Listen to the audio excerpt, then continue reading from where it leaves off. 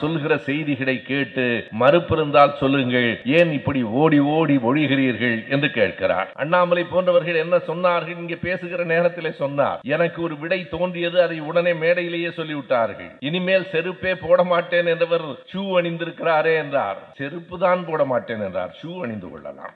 இனிமேல் நான் வாழ்க்கையில் சட்டையே போட மாட்டேன் என்று சொன்ன ஒருவன் கோட்டு போட்டுக் கொண்டு திரிவது போல, இதற்கு சட்டையே மேல்.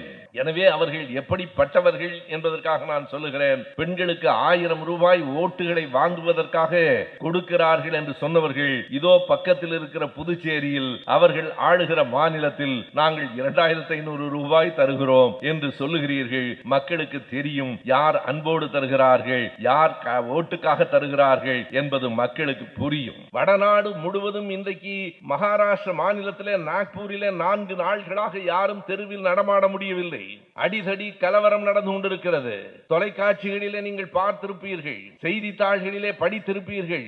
எதற்காக நாக்பூரிலே நடக்கிற அந்த கலவரத்தை நீ சொல்லுகிறாய் என்று கேட்டால், இங்கே தமிழ்நாட்டிலே எடப்பாடி ஒன்று இருக்கிறார் என்று ஒருவர் இருக்கிறார், ஆனால் அவரையும் பின்னால் ஆட்டுவிக்கிறவர்கள் அந்த நாக்பூர்காரர்கள் தான். சீமான் என்று ஒருவர் இருக்கிறார், அவர் வேறு யாரும் இல்லை, RSS அடியாளாக தமிழ்நாட்டிலே உலவிக் கொண்டிருக்கிறார். அவ்வளவுதான் இங்கே இருக்கிறது.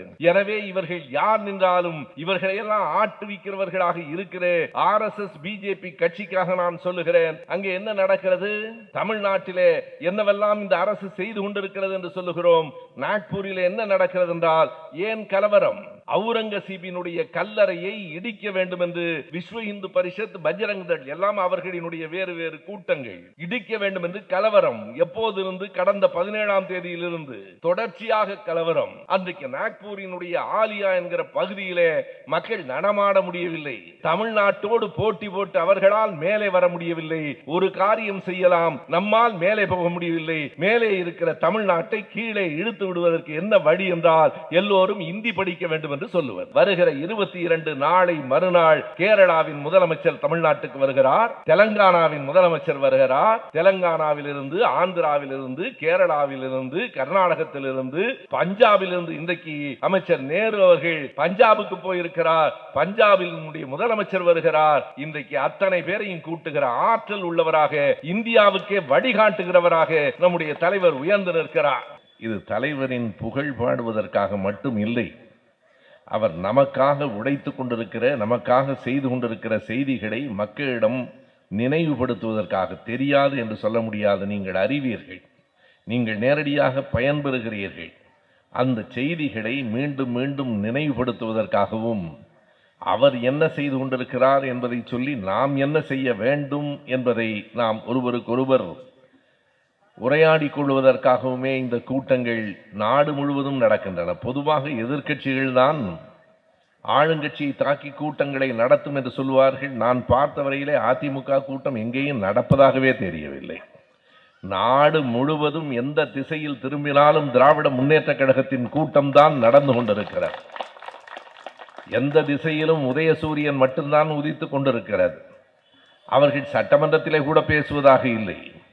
இன்றைக்கு நீங்கள் பார்த்திருக்கலாம், தொலைக்காட்சியில் நீங்கள் பார்க்கவில்லை என்றால் மறுபடியும் பாருங்கள். முதலமைச்சர் சொல்லுகிறார், எதிர்க்கட்சி நண்பர்களை பார்த்து, துணிவிருந்தால் நான் சொல்கிற செய்திகளை கேட்டு மறுப்பிருந்தால் சொல்லுங்கள், ஏன் இப்படி ஓடி ஓடி ஒழிகிறீர்கள் என்று கேட்கிறார். ஏன் இப்படி கோழைகளைப் போல அச்சப்பட்டு ஓடுகிறீர்கள்? நின்று நிதானித்து நான் சொல்லுவது சரியா இல்லையா என்று சொல்லுங்கள் என்று கூறுகிற நெஞ்சு உரம் படைத்த ஒரு நேர்மை மிகுந்த தலைவரை நாம் பெற்றிருக்கிறோம். பெரியோர்களே, இங்கே பேசுகிற போது சில செய்திகளை சொன்னார்கள். நண்பர் முருகன் ஒன்றை குறிப்பிட்டார். சொத்து வாங்குகிற போது அந்த சொத்து பத்திரம், அந்த பத்திரம் ஒரு பெண்ணின் பெயரில் இருக்குமானால் 1% கட்டணம் குறைவு என்றார். அது சாதாரணமான ஒரு செய்தி அல்ல. அதற்குள்ளே இருக்கிற ஒன்றை இங்கே பெரும்பான்மையாக தாய்மார்கள் கூடியிருக்கிறீர்கள் என்பதற்காக நான் நினைவுபடுத்துகிறேன். எதற்காக? ஒரு சொத்து வாங்குகிற போது அதை ஆண் வாங்கினால் என்ன, பெண் வாங்கினால் என்ன? பெண்ணின் பெயரில் அந்த சொத்து வாங்கப்படுமானால் 1% குறைவு என்பது, ஒருவன் 40 லட்சம் ரூபாய்க்கு ஒரு சொத்து வாங்குகிறான், ஒரு வீடு வாங்குகிறான் என்றால் அதற்கு பத்திர செலவு 4 லட்சம் என்றால் பெண்ணின் பெயரில் வாங்கினால் அது 4 லட்சத்திலிருந்து 40,000 ரூபாய் குறையும். ஏன் அப்படி குறைய வேண்டும்? வேறொன்றுமில்லை, வெளிப்படையாக சொல்லுகிறேன், அப்படியாவது பெண்கள் பெயரில் சொத்துக்களை வாங்கட்டும் என்பதற்காகத்தான். இருக்கிற தாய்மார்கள் எல்லோரும் அறிவீர்கள், உங்கள் அண்ணன் தம்பிகள் எல்லாம் உங்களிடத்திலே உண்மையாக அன்பு கொண்டவர்கள் தான். ஆனால் அந்த அன்பை அங்கே கைதட்டுகிற அவருக்கு கூட நான் சொல்லுகிறேன், அன்புடையவர்கள்தான். ஆனால் அந்த அன்புடைய அண்ணன் தம்பிகளிடம் கொஞ்சம் சொத்திலே பங்கு கேட்டு பாருங்கள், அந்த அன்பு உண்மையா இல்லையா என்று புரியும். சொத்திலே பங்கு கேட்கிற போது தரமாட்டார்கள். என்னையும் சேர்த்து ஒரு ஆணாக நின்றே பேசுகிறேன். எனவே பெண்களின் பெயரில் பதிவு செய்யப்படுமானால் 1% குறைவென்று சொல்லுவதும், 1,15,00,000 பெண்களுக்கு இரவு 12 மணிக்கு உங்களுடைய தொலைபேசி ஒலித்து உங்கள் கணக்கில் 1000 ரூபாய் சேர்ந்து விட்டது என்று சொல்லுவதும் இந்த அரசு பெண்களுக்கு செய்ய நினைக்கிற செயல். 1000 ரூபாய் போதுமா என்று சிலர் கேட்கிறார்கள். 1000 இல்லை, 1,00,000 கூட போதாமல் இருக்கலாம். அரசினால் என்ன செய்ய முடியுமோ அந்த உதவியை செய்வது மட்டுமல்ல, இப்போது நிதிநிலை அறிக்கையிலே நம்முடைய நிதி அமைச்சர் முதலமைச்சரினுடைய அனுமதியோடு அறிவித்திருக்கிறார், மறுபடியும் இதுவரையில் பெறாதவர்கள் மீண்டும் விண்ணப்பிக்கலாம், இன்னும் பலருக்கும் இந்த 1000 ரூபாய் கொடுக்கப்படும் என்று சொல்லியிருக்கிறார். மொத்தம் ஏறத்தாழ 4 கோடி பெண்கள் இருக்கிறார்கள். 1,15,00,000 பெண்களுக்கு மாதம் 1000 ரூபாய் கொடுக்கப்படுகிறது. இந்த புதிய அறிவிப்பின் கீழ் இன்னொரு 85,000 பேர் என்றால் 2 கோடி பெண்களுக்கு இந்த நாட்டில் 1000 ரூபாயை கொடுக்கிற ஒரு அரசு. என்ன பேசினார்கள்? அண்ணாமலை போன்றவர்கள் என்ன சொன்னார்கள்? இங்கே பேசுகிற நேரத்திலே சொன்னார், எனக்கு ஒரு விடை தோன்றியது, அதை உடனே மேடையிலேயே சொல்லிவிட்டார்கள்.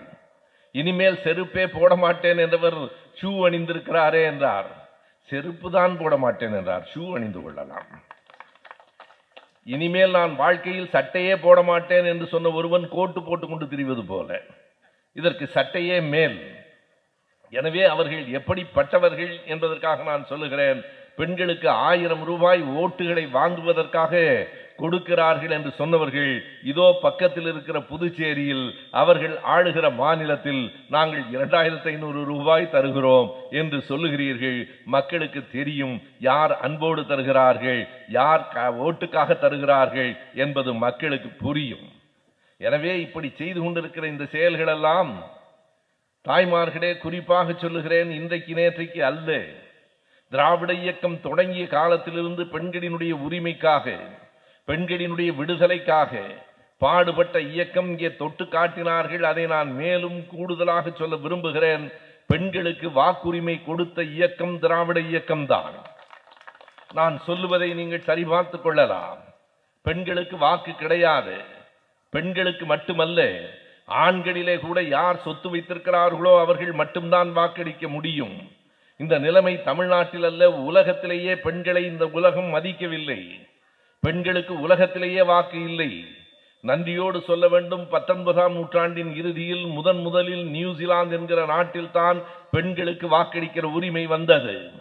அதனைத் தொடர்ந்து ஆஸ்திரேலியாவிலே வந்தது, பிறகு பிரான்சிலே வந்தது, அமெரிக்காவிலே கூட 1920ஆவது ஆண்டு வரைக்கும் அமெரிக்கா என்று நாம் பேசுகிறோமே, உலகத்தினுடைய மிகப்பெரிய வல்லரசு நாடு என்கிறோமே, அந்த அமெரிக்காவிலே கூட நியூயார்க் மாநிலத்திலே தான் முதலாக 1920ஆவது ஆண்டுதான் பெண்களுக்கு வாக்குரிமை வழங்கப்பட்டது. ஆனால் தமிழ்நாட்டில், குறித்துக் கொள்ளுங்கள், இந்தியாவிலே அல்ல, தமிழ்நாட்டில் திராவிட இயக்கத்தின் முன்னோடியான நீதி கட்சி ஆண்ட காலத்தில் 1921ஆம் ஆண்டே பெண்களுக்கு வாக்குரிமையை வழங்கிய இயக்கம் இந்த இயக்கம். ஒவ்வொரு செய்தியையும் நான் பழைய வரலாற்று செய்திகளை சொல்லுவதற்கு காரணம், ஏதோ நாங்கள் பொழுது போகாமல் இன்றைக்கு நடப்பதை பேசிவிட்டு போவதற்காக அல்ல. இங்கே கூடியிருக்கிற அத்தனை பேரும் நமக்கு பின்னால் என்ன நடந்தது என்கிற வரலாற்று செய்திகளை அறிந்து கொள்ள வேண்டும். மிக சுருக்கமாக ஒன்றை நான் சொல்லுகிறேன். இன்றைக்கு நேற்றைக்கு அல்ல, தொடர்ந்து ஒரு நூற்றாண்டுக்கும் மேலாக பெண்களின் விடுதலைக்காக போராடிய இயக்கம் திராவிட இயக்கம் என்பதற்கு இன்னொன்றை எடுத்துச் சொல்லுகிறேன். நீங்கள் அறிந்திருப்பீர்கள். உங்களில் பலருக்கு தெரியும், வேண்டுமானால் சின்ன பிள்ளைகளுக்கு தெரியாது. முன்பெல்லாம் என்ன நடந்தது? கணவன் இறந்து போனால் அவனை எரிக்கிற நெருப்பில் பெண்களையும் தூக்கி எறிந்து விடுவார்கள். அதுதானே உண்மை. அப்படித்தானே நடந்தது. மனைவி கணவனிடத்திலே அன்புடையவளாக இருக்கிறாள், இருக்க வேண்டும், சரிதான். அதற்காக கணவன் இறந்தவுடனே அவனை தூக்கி நெருப்பிலே அந்த பெண்ணை போடுவது என்பது எப்படி போடுவார்கள் தெரியுமா? கைகளையும் கால்களையும் கயிறுகளால் கட்டி அந்த நெருப்புக்குள் போடுவார்கள். ஆனாலும் நெருப்பிலே அந்த கயிறு வெடித்து சிதறும். அந்த பெண் அந்த எரியை விட்டு ஓடி வருவாள். ஓடி வருகிற பெண்ணை மறுபடியும் மூங்கில் கடிகளால் அடித்து நெருப்புக்குள் தள்ளிய கொடூரமான சமூகம் இந்த சமூகம். இதனை ராஜாராம் மோகன் ராய் போன்றவர்கள் எதிர்த்தார்கள். இன்றைக்கு தமிழ்நாட்டிலே பெண்களை ஒரு 2 வயது பெண்ணுக்கும் 3 வயது பெண்ணுக்கும் திருமணம் நடந்தது. இதே மண்ணில் நடந்தது. அதற்கு பால்ய விவாகம் என்று பெயர். பெண்ணுக்கு குழந்தையாக இருக்கிற போது திருமணம் செய்யக்கூடாது. அவள் கணவன் இறந்து விட்டால் அவளை தூக்கி நெருப்பிலே போடக்கூடாது. எல்லாவற்றையும் தாண்டி பெண்களுக்கு சொத்துரிமையும் கொடுக்க வேண்டும் என்கிற தீர்மானத்தை 1 நூற்றாண்டுக்கு முன்னால் நிறைவேற்றிய இயக்கம் நம்முடைய இயக்கம். அறிந்து கொள்ள வேண்டும். பெண்களை தூக்கி நெருப்பிலே எரிந்த போது அந்த பெண்கள் திரும்ப ஓடி வந்தார்களே, அப்படி ஓடி வருகிற பெண்களை காப்பாற்ற வேண்டும் என்றுதான் ராஜாராம் மோகன் ராய் வரைக்கும் சொன்னார்கள். ஓடி வருகிற பெண்ணுக்கு கை கொடுத்து மறுமணமும் செய்து வைக்க வேண்டும் என்று சொன்னது ஐயா பெரியார் அவர்களும் இந்த இயக்கம் தான். பாரதிதாசன் கேட்டார், ஏன் மறுமணம் செய்ய வேண்டும்? மனைவி இறந்து போனால் கணவன் மறுமணம் செய்யவில்லையா?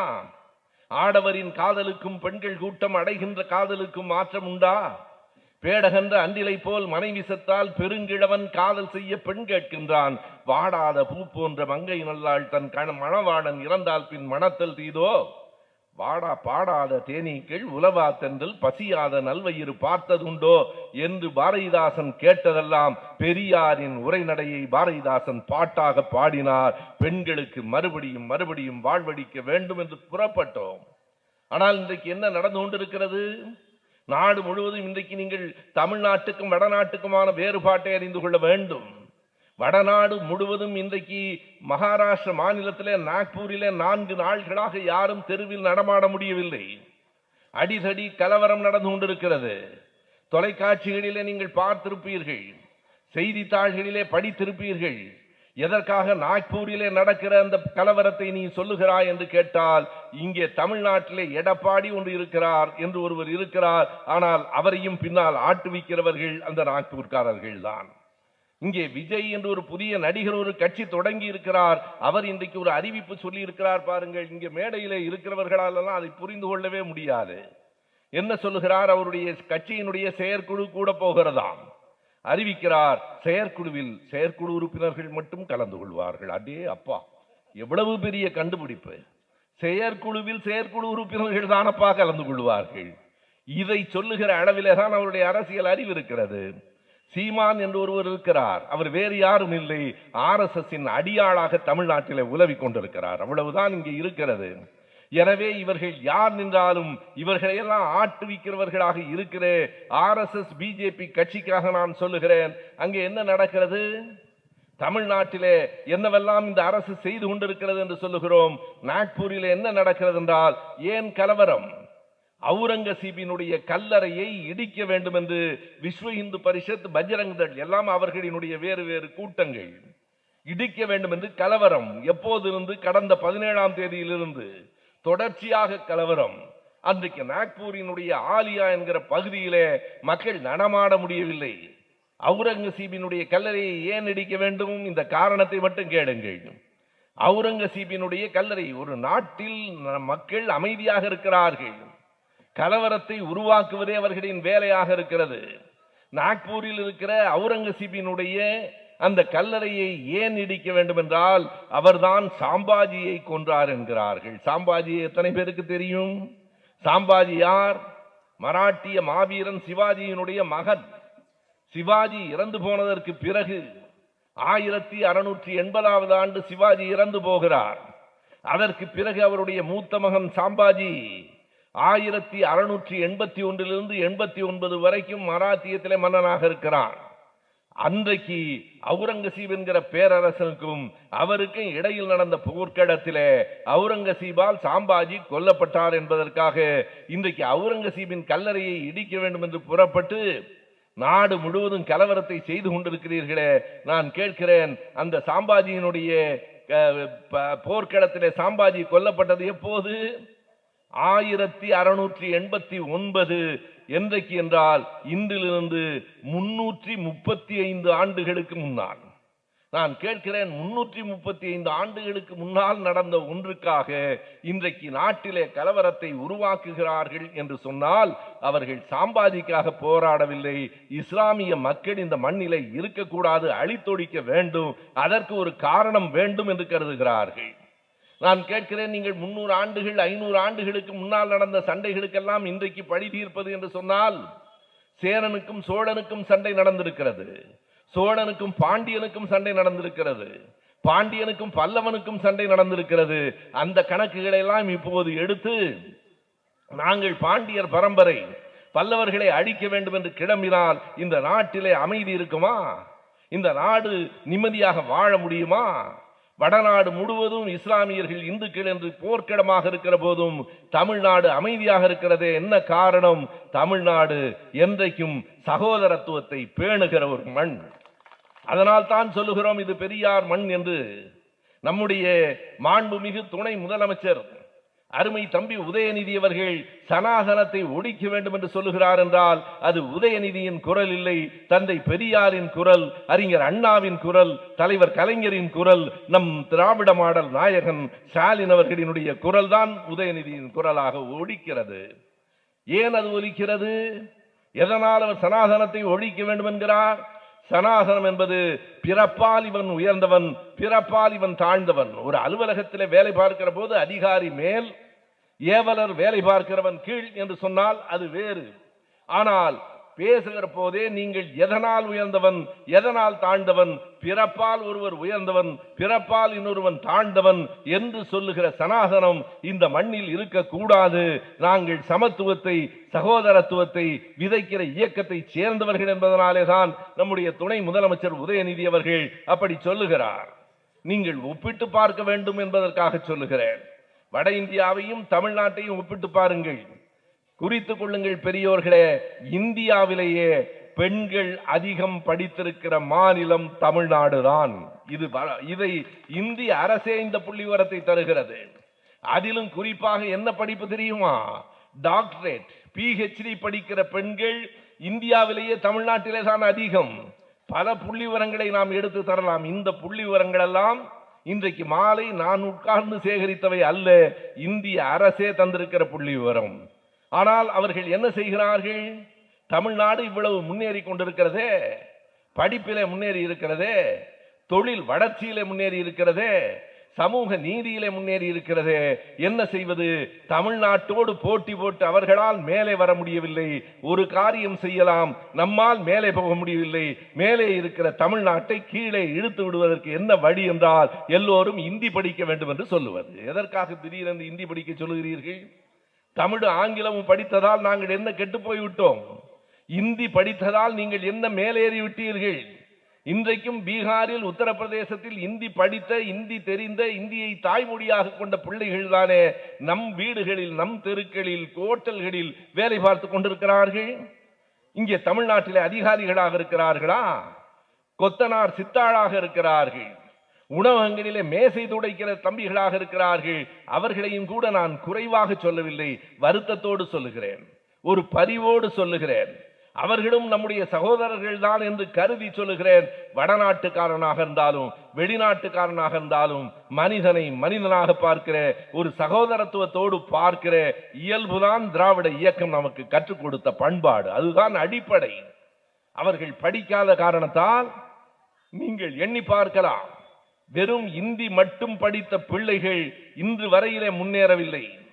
தமிழும் ஆங்கிலமும் படித்த நம் பிள்ளைகள் உலகம் முழுவதும் கொடி கட்டி பறந்து கொண்டிருக்கிறார்கள் என்பது உண்மையா இல்லையா? யாராவது மறுக்க முடியுமா? பெண்களை, ஒடுக்கப்பட்ட மக்களை உயர்த்துவது என்பதுதான். சொத்து என்பது கூட, சொத்து பத்திரம் வாங்குகிற கட்டணத்தில் 1% குறைவு என்பது இன்றைக்கு திராவிட மாடல் அரசு தந்திருக்கிற செய்தி. ஆனால் பெண்களுக்கு சொத்து வேண்டும் என்பது இப்போதல்ல, சரியாக 96 ஆண்டுகளுக்கு முன்னால் 1929ஆவது ஆண்டு செங்கல்பட்டிலே நடைபெற்ற அந்த மாநாட்டிலே தான் முதலாக பெண்களுக்கு சொத்துரிமை வேண்டும் என்று ஒரு தீர்மானம் நிறைவேற்றப்பட்டது. அன்றைக்கு பெண்களுக்கு சொத்துரிமை என்பதை நினைத்து கூட பார்க்க முடியாது. பெண் ஆணுக்கு சமமாக உட்கார முடியாது. நீங்கள் பழைய படங்களை பாருங்கள். ஆண் கணவன் முன்னே நடந்து போனால் 10 அடிக்கு பின்னாலே தான் பெண் நடந்து போக வேண்டும். சமமாக நடந்து போகக்கூடாது, சமமாக அமரக்கூடாது. அப்படி இருந்த காலத்தில் பெண்ணுக்கும் இந்த சமூகத்திலே மதிப்பும் மரியாதையும் வர வேண்டும் என்று சொன்னால் அவர்களுக்கு சொத்து இருக்க வேண்டும் என்று 29 பெரியார் தீர்மானத்தை கொண்டு வந்தார். 51வது ஆண்டு நாம் நன்றியோடு நினைவு கூற வேண்டும். அண்ணல் அம்பேத்கர் அவர்கள் தான் இந்து சட்ட திருத்த மசோதா என்று ஒன்றை கொண்டு வந்தார். அந்த திருத்த மசோதாவில் 51ல் பெண்களுக்கும் சொத்துரிமை வேண்டும் என்கிற திருத்தத்தை கொண்டு வந்தார். நாடாளுமன்றம் ஏற்கவில்லை. அப்போதே அம்பேத்கர் சொன்னார், அதனால் ஒன்றும் குற்றமில்லை, a day will come, a leader will emerge, this will happen என்று சொன்னார். இன்னொரு நாள் வரும், ஒரு தலைவன் எழுவான், பெண்களுக்கு சொத்துரிமையை கொண்டு வருவான் என்றார். அவர் சொன்னது நடந்தது. அந்த நாள் 1989 வந்தது. அந்த தலைவனாக முத்தமிழறிஞர் தலைவர் கலைஞர் எழுந்தார். பெண்களுக்கு சொத்துரிமை என்பதை சட்டமாக ஆக்கினார். பெண்களுக்கு சொத்துரிமை என்பது சாதாரணமான செய்தி இல்லை. அதை சட்டமாக ஆக்கியவர் தலைவர் கலைஞர் தான். 1989. இவையெல்லாம் எதற்காக திரும்ப நினைவுபடுத்துவதற்காக சொல்லுகிறோம்? இவையெல்லாம் இந்த இயக்கத்தினுடைய தொடர்ச்சி. இன்றைக்கு தேர்தல் வருகிறது என்பதற்காக நாங்கள் பேசவில்லை. தேர்தல் வருகிறது என்பதற்காக கட்சி தொடங்கவில்லை. திமுக கழகம் தொடங்கப்பட்டது 49. அப்போது தேர்தல் பற்றிய சிந்தனை இல்லை. நாம் தேர்தலில் நிற்போம், வெற்றி பெறுவோம், ஆட்சிக்கு வருவோம் என்று அறிஞர் அண்ணா அவர்களே கருதியதில்லை. 49 தொடங்கிய கட்சி 57 தான் முதலாக தேர்தலை சந்தித்தது. 67 தமிழ்நாட்டில் வெற்றி பெற்று ஆட்சிக்கு வந்தது என்பது ஒரு வரலாற்றில் ஒரு செய்தி. அப்படி தொடங்கிய இயக்கம் இன்றைக்கு வரைக்கும் அதே எண்ணத்தோடு, அதே சமூக சீர்திருத்த கருத்துகளோடு நின்று கொண்டிருக்கிறது. அதை நிலைநிறுத்தி கொண்டிருக்கிறவர் நம்முடைய முதலமைச்சர் என்பதால் அவருடைய பிறந்த நாளை நாம் கொண்டாடுகிறோம். அவருடைய பிறந்த நாளை கொண்டாடுவதில் நாம் பெருமைப்படுகிறோம். உண்மையாக நம் சொந்த சகோதரனாக பிள்ளைகளெல்லாம் அப்பா என்று அன்போடு அழைக்கிற ஒரு தலைவனாக இன்றைக்கு அவர் இருக்கிறார். பிள்ளைகள் அவரை பார்த்து அப்பா என்று சொல்லுவது காலையில் பசியார வைத்து பிறகு படிப்பை சொல்லிக் கொடுக்கிறாரே என்கிற அடிப்படையிலே தான் அவர்கள் அப்பா என்று அழைக்கிறார்கள். மதிய உணவு கூட படிப்புக்கு இடையில். காலையிலே வருகிற பிள்ளை பசியோடு இருந்தால் படிக்க முடியாது. காலை உணவு மே மாதம் 2022 ஆண்டு மே மாதம் 7ஆம் தேதி சட்டமன்றத்திலே நம்முடைய மாவட்ட செயலாளர் சட்டமன்ற உறுப்பினர் இங்கே இருக்கிறார். சட்டமன்றத்திலே தலைவர் அறிவித்தார். அதே ஆண்டு செப்டம்பர் 15ஆம் தேதி மதுரைக்கு பக்கத்திலே கீழன்ன தோப்பு என்கிற பகுதியிலே ஆதிமூலம் தொடக்க பள்ளியில் சின்ன சின்ன பிள்ளைகளை பக்கத்திலே உட்கார வைத்து காலை உணவு திட்டத்தை தொடக்கி வைத்தாரே, அது வெறும் அரசின் திட்டம் அல்ல, அன்பின் வெளிப்பாடு. பக்கத்திலே பிள்ளைகளோடு அமர்ந்து அந்த பிள்ளைகளுக்கு உணவு கொடுத்து அன்றைக்கு 31,000 பள்ளிகள், 17 லட்சம் மாணவர்கள், இன்றைக்கு 39,000 பள்ளிகள், 20 லட்சத்துக்கும் மேலான பிள்ளைகள் காலையில் பசியார உணவுண்டு பள்ளிக்கூடத்துக்கு வருகிறார்கள் என்று சொன்னால் இந்த அரசு மக்களை தன் மக்களாக பார்க்கிறது. இங்கே இருக்கிற ஏற்றத்தாழ்வுகள் அகற்றப்பட வேண்டும் என்று பார்க்கிறது. இந்த நாளுக்கு இன்னொரு பெரிய வரலாற்று சிறப்பு உண்டு. உங்களில் சிலராவது அறிந்திருப்பீர்கள். நினைவுபடுத்த வேண்டியது கடமை என்பதற்காக சொல்லுகிறேன். நினைவில் வைத்துக் கொள்ளுங்கள். இனி ஒரு நாளும் மறக்காதீர்கள். இந்த நாள் மார்ச் 20 என்பதற்கு வரலாற்றில் ஒரு பெரிய சிறப்பு உண்டு. என்ன என்றால், நான் சொல்லுவது ஏறத்தாழ ஒரு நூற்றாண்டுக்கு முந்தைய கணக்கு. 85 ஆண்டுகளுக்கு முன்னால் நிறைவேறிய ஒரு பெரிய போராட்டத்தினுடைய வெற்றி பெற்ற நாள் இந்த நாள். இன்றைக்கு ரயில்வே கேண்டீன் என்று சொல்லுகிறோம் இல்லையா? இப்போது இருக்கிற மாதிரி அப்போது இல்லை. அன்றைக்கு இந்த ரயில்வே உணவகங்களில் எல்லாம் எப்படி பலகைகள் மாட்டப்பட்டிருக்கும் என்றால் பெரியவர்கள் அறிந்திருப்பார்கள், கேள்விப்பட்டிருப்பார்கள். ஏனென்றால் 1940 பிறந்தவர்கள் இப்போது மிக குறைவான எண்ணிக்கையிலே தான் இருக்க முடியும். என்ன அந்த பலகை இருக்கும் என்றால், இந்த இடத்திலே ஒரே உணவகத்திலே இந்த பகுதியிலே பிராமணாள் என்று போட்டிருக்கும், அந்த பகுதியிலே இதராள் என்று போட்டிருக்கும்.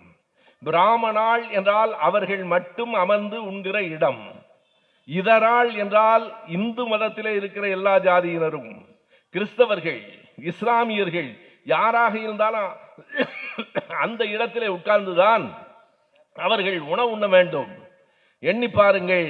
பெரியார் எழுதுகிறார், இன்றைக்கு அல்ல 1926 ஆண்டு ஜூன் மாதம் 4ஆம் தேதி குடியரசு ஏட்டிலே எழுதுகிறார், நான் இந்த தேதி சொல்லுவது உங்களுக்காக மட்டும் இல்லை, இதை யாராவது கவனித்துக் கொண்டிருப்பார். பெரியார் அப்படி சொல்லவே இல்லை என்று பெரிய புத்திசாலிகள் வந்து பேசுவார்கள். அவர்களுக்காகவும் அந்த தேதியை சொல்லுகிறேன். பெரியார் எழுதுகிறார், இது என்னடா இதராள் என்று போட்டிருக்கிற இடம் சின்னதாக இருக்கிறது, அங்கேதான் பெருவாரியான மக்கள் உணவு உண்கிறார்கள். இதராள் என்று போட்டிருக்கிற இடத்திலே தான் கொண்டு வந்து எச்சில் இலையை வைக்கிறாய், அங்கேதான் பெருக்குமாறு சாணம் இருக்கிறது. ஆனால் பிராமணாள் என்று போட்டிருக்கிற இடத்திலே மிகப்பெரிய இடம் தூய்மையாக இருக்கிறதே, மக்களுக்குள் இப்படி ஒரு வேறுபாடு காட்டலாமா? நீ தோசை வாங்கினால் 2 பேருக்கும் ஒரே காசுதான், இட்லி சாப்பிட்டால் 2 பேருக்கும் ஒரே காசுதான். ஒரே காசுக்கு நீ உணவுப் பொருளை கொடுக்கிறாய், ஆனால் அமர்கிற இடத்திலே வேறுபாடு இருக்கிறது, அது பெரிதாக இருக்கிறது, தூய்மையாக இருக்கிறது. நிறைய பேர் சாப்பிடுகிற இந்த இடம் சின்னதாக இருக்கிறது, அசுத்தமாக இருக்கிறது, இது நியாயமா என்று பெரியார் கேட்டு அதற்கு ஒரு போராட்டத்தை தொடங்கினார். அந்த போராட்டம் எப்படி என்பதை நாம் அறிந்து கொள்ள வேண்டும். வேறொன்றும் அவர் சொல்லவில்லை, எதிர்க்க வேண்டும் என்று கூறவில்லை, கலவரமெல்லாம் செய்ய வேண்டாம். இதராள் என்று போட்டிருக்கிறார்களே, தயவு செய்து அவர்களை தவிர வேறு யாரும் அந்த ரயில்வே கேண்டீனில் போய் உணவு உட்கொள்ளாதீர்கள், அவ்வளவுதான் சொன்னார். பெரியாருக்கு தெரியும் அவர்கள் எண்ணிக்கை குறைவு. அது மட்டுமல்ல, அவர்கள் வீட்டிலிருந்து ஆச்சாரமா சாப்பாடை கொண்டு வந்துருவான். இங்க வந்து சாப்பிடுறவன்லாம் நம்ம ஆளுதான், உழைக்கிறவன், தொழிலாளி, விவசாயி, கூலி வேலை பார்க்கிறவன், அவன்தான் வந்து இந்த இடத்திலே உண்பான். நீ உணவுக்கு போவதை நிறுத்து என்றார். 3/4 பேர் ரயில்வே உணவகத்திலே சாப்பிடுவதை குறைத்தார்கள். ரயில்வே நிர்வாகத்துக்கு ஒன்று புரிந்தது, நம்முடைய வருமானம் முற்றிலுமாக சரிந்து போயிற்று என்று புரிந்தது. வேறு வழி இல்லை, ஒப்புக்கொண்டார்கள். அந்த பெயர் பலகை நீக்கப்படும் என்று. பிராமணாள் இதராள் என்கிற பெயர் பலகை நீக்கப்பட்ட நாள் பெரியோர்களே, மகிழ்ச்சியோடு சொல்லுகிறேன், மார்ச் மாதம் 20ஆம் தேதி 1941 ஆண்டு மார்ச் மாதம் 20ஆம் தேதி. நீக்கப்பட்டவை வெறும் பெயர் பலகைகள் அல்ல, நம் மீது சுமத்தப்பட்ட அவமானம் நீக்கப்பட்டது. நாம் பிறப்பால் தாழ்ந்தவர்கள் என்கிற அந்த உணர்வு நீக்கப்பட்டது. அவர்களை நாம் எதிரிகளாக பார்க்கவில்லை. இப்போதும் சொல்லுகிறேன், யார் ஒருவரையும் நாம் எதிரிகளாக பார்க்கவில்லை. யார் பக்கத்திலேயும் உட்காருவதற்கு நாம் தயார். ஆனால் யார் ஒருவரும் நம் தோளில் ஏறி அமர்வதை ஒரு நாளும் ஏற்க முடியாது.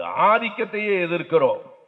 கவிஞர் இன்குலாப் எழுதுவார், சிங்களத்தோடனோ இந்தி தோடனோ என் தோள் மீது கை போட்டு கொண்டு வர எனக்கு சம்மதம், ஆனால் எந்த பயலும் என் தோள் மீது ஏறி அமர்வதை ஒரு நாளும் ஏற்க முடியாது என்பார். இப்போதும் மறுபடியும் எங்கள் தோள் மீது ஏறி அமர்வதற்கு தானே முயற்சி செய்கிறீர்கள். இந்தி படி என்பது ஒரு மொழியை கற்றுக்கொள்வதற்காக மட்டுமில்லை. இந்தி படிப்பதன் மூலம் அவன் முதல் தர குடிமகனாகவும் நாம் 2ஆம் தர குடிமக்களாகவும் ஆகிறோம் என்பதுதானே. இந்த உணர்வு தமிழ்நாட்டிலே மட்டும் இருந்தால் போதாது, பாதிக்கப்படுகிற மாநிலங்களுக்கெல்லாம் வர வேண்டும். இந்த தொகுதியை மறுசீரமைக்கிறோம். நாடாளுமன்றத்தை 545 848 கூட்டுகிறோம். ஆனால் தமிழ்நாட்டுக்கு இடம் கூடுதலாக வராது. உத்தரப்பிரதேசத்துக்கு கூடுதலாக வரும், பீகாருக்கு கூடுதலாக வரும். இதை மற்ற மாநிலத்தின் முதல்வர்கள் உணரவில்லையே. என்ன செய்தோம் நாம், என்ன செய்தார் நம் தலைவர்?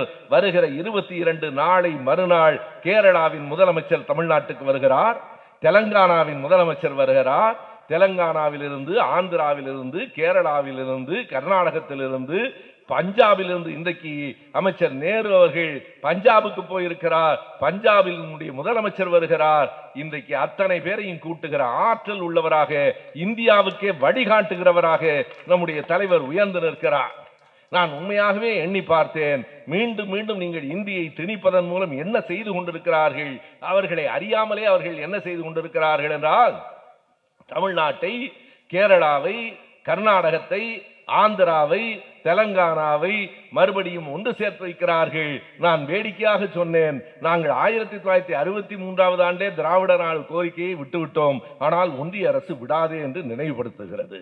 மறுபடியும் ஒரு திராவிட நாட்டை ஒன்று சேர்த்து வைக்கிற அந்த வேலையை ஒன்றிய அரசு செய்து கொண்டிருக்கிறது. நண்பர்களே, இன்றைக்கும் இந்த நாட்டினுடைய தமிழ்நாட்டின் உரிமைக்காக மட்டும் இல்லை, இந்தியாவின் வளர்ச்சிக்காக, இந்தியாவை நம் நாடு என்று ஏற்றுக்கொண்டு ஒட்டுமொத்த மக்களும் முன்னேற வேண்டும் என்கிற எண்ணத்திலே தான் நாம் பாடுபடுகிறோம். எனவே இங்கே இருக்கிற எடப்பாடி போன்றவர்களை பற்றி நான் அதிகம் ஏன் பேசவில்லை என்றால் அவர்களே அதிகம் பேசுவதில்லையே, எப்போதாவது பேசுகிறார்கள். இன்றைக்கு முதலமைச்சர் மிக சரியாக சொன்னார், உங்களை போல தொலைக்காட்சியிலே பார்த்துவிட்டு நான் செய்திகளை அறிந்து கொள்கிறவன் இல்லை என்றார். தூத்துக்குடியிலே துப்பாக்கி சூடு நடக்கிறது, பலர் செத்து மடிகிறார்கள். அன்றைக்கு முதலமைச்சராக இருந்த எடப்பாடி அவர்களை பார்த்து பத்திரிகையாளர்கள் கேட்கிறார்கள், இப்படி துப்பாக்கி சூடு நடக்கிறது என்று ஒரு முதலமைச்சர் சொன்ன பதிலை நினைத்து பாருங்கள். அப்படியா, நானும் தொலைக்காட்சி பார்த்து தான் தெரிந்து கொண்டேன். நல்லது, நீங்கள் வீட்டில் உட்கார்ந்து தொலைக்காட்சி பார்த்தே எல்லாவற்றையும் தெரிந்து கொள்ளலாம். கோட்டையிலே உங்களுக்கு மக்கள் இடம் தர மாட்டார்கள். கோட்டையிலே இடம் தந்தாலும் அடுத்த தேர்தலில் நீங்கள் எதிர்க்கட்சியாக வருவதற்கு கூட இடம் தர மாட்டார்கள். முதலமைச்சராக மட்டுமில்லை, மக்களின் காவலனாக, குழந்தைகளின் அப்பாவாக, நமக்கு சகோதரனாக, பெண்களுக்கு வழிவிடுகிற தலைவனாக இன்றைக்கு உயர்ந்து கொண்டிருக்கிற நம்முடைய கதாநாயகன், நம்முடைய திராவிட மாடல் நாயகன் ஸ்டாலின் அவர்களை வாழ்த்துவதில் நாம் பெருமை கொள்கிறோம். அதை நாம் கடமையாக கருதுகிறோம். அன்போடும் பாசத்தோடும் வாழ்த்துக்களை சொல்லுகிறோம். வெறும் சடங்காக இந்த கூட்டங்களை நாம் நடத்தவில்லை. நெஞ்சத்தின் ஆழத்தில் இருந்து அந்த வாழ்த்துக்களை தெரிவித்துக் கொள்கிறோம். நான் மட்டும் தெரிவித்தால் போதுமா? மேடையில் இருக்கிறவர்கள் மட்டும் தெரிவித்தால் போதுமா? கூடியிருக்கிற அத்தனை பேருக்கும் ஒரு அன்பான வேண்டுகோள். நம்முடைய மாண்புமிகு தமிழக முதலமைச்சர், கழகத்தின் தலைவர் என்று நான் சொல்ல, வாழ்க என்று ஒட்டுமொத்தமாய் அத்தனை பேரும் குரல் எழுப்புங்கள். நம் கழகத்தின் தலைவர், தமிழ்நாட்டின் முதலமைச்சர், நம் தமிழ்நாட்டின் முதலமைச்சர், நம் அன்பு தலைவர்